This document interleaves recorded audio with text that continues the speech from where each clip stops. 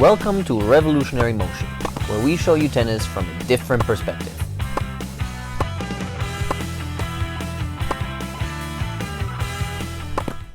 Today we're going to talk about why you should absolutely pat the dog on your forehand technique. So first of all, let's explain what patting the dog actually means. I'm sure most of you have heard it from some coach or another.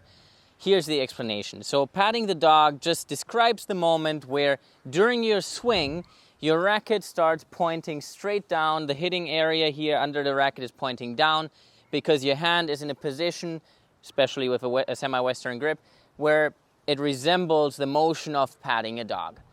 So now why is this necessary on your forehand? If you're trying to hit a very high level forehand, you need to be able to create power and topspin. Of course, there are some players that create very little topspin and just hit straight forward, and they might not use this as much. But nowadays, most players have a decent amount of topspin on their forehand, otherwise they're not competitive at the higher levels. So in order to create topspin, what we need to do is we need to make sure that the racket swings up on the ball really fast. Obviously, it still has to move forward through the ball, but the more topspin there is, the more it moves upwards. Now, how do we create this upward motion? That can only happen if we are somehow creating a motion that pulls our racket up. So now, how can we do that with our arm?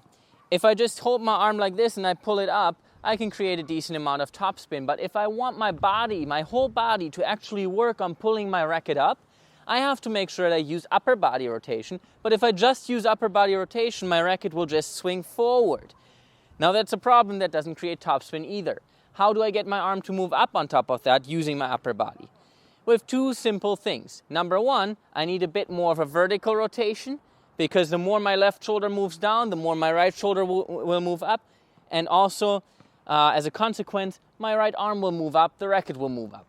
And now there's just one last thing which gets us to patting the dog, and that is forearm and wrist tension. The more tension I can create on the backswing leading into the swing, the more force will be created, because we're creating kind of a whipping effect here, by our upper body rotation that's now a bit more vertical, pulling the racket and the arm up.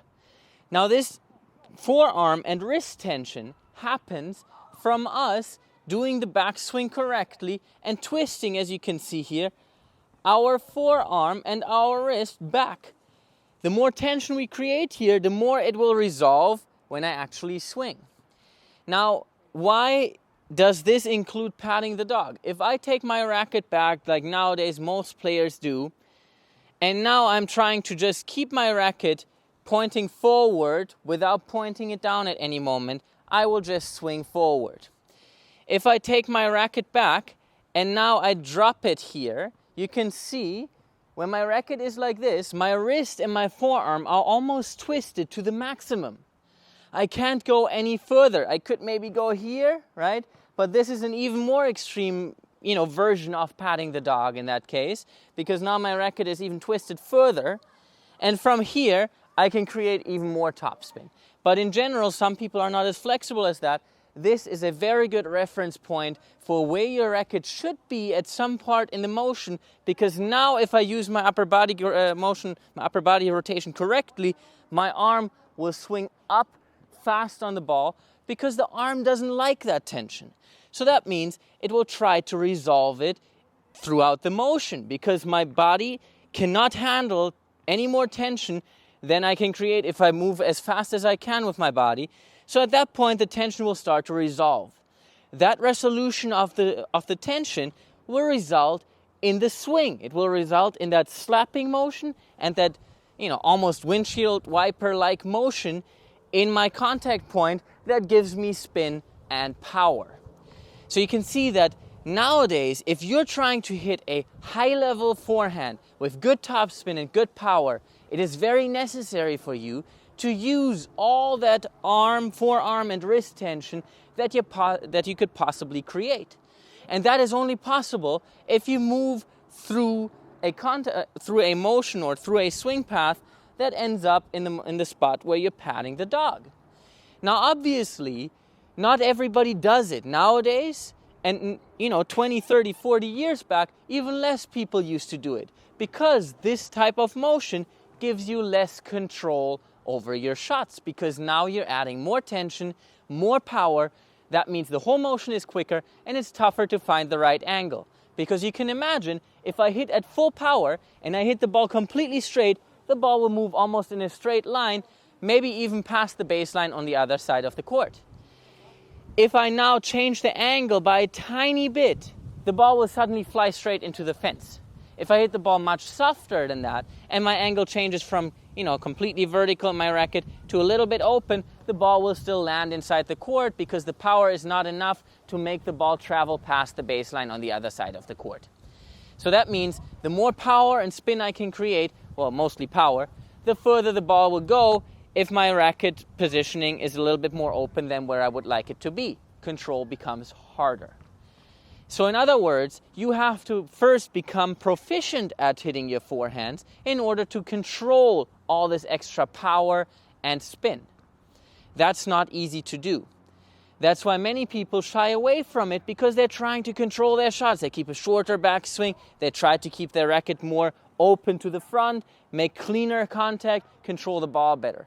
But now in the process, they can't hit the balls hard enough or with enough spin to actually put their opponents under pressure. That means your level is now capped.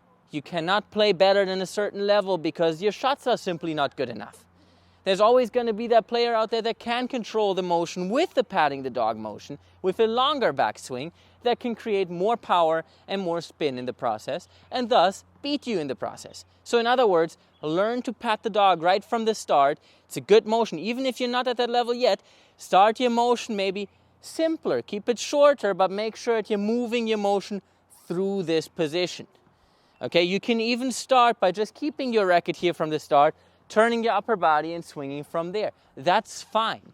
In the long run, you want to implement this in your whole swing, obviously, but if that's too hard for you for the beginning, start by making it easier for yourself. But don't give up on patting the dog, because this is the one motion that creates a powerful and full of spin forehand that can actually defeat high-level players.